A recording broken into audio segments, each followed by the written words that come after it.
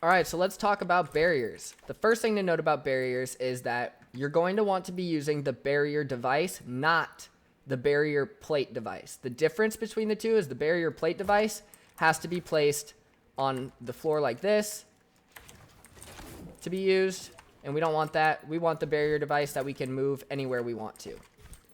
So a barrier does exactly what it says. It's a barrier, and it stops players from going past it or getting out of it. So there's various different styles of barriers. So you can go through all of these and check out all the cool ones, and there's a bunch of different cool styles for them. But for now, I'm just going to leave it on translucent for the sake of explaining.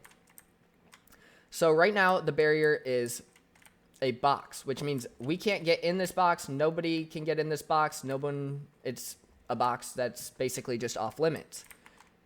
But if we set the zone shape to box hollow, now we still can't get in, but players can be inside. And if they're inside, they can't get out. So then we have these settings: barrier width, depth, and height. So you can use these three settings to make it whatever size you need the barrier to be. Then we have enable when and disable when. This just turns it on and off.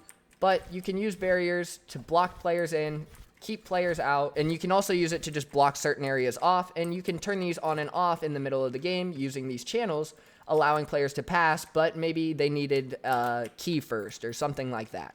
And that's how you would use a barrier in Fortnite Creative.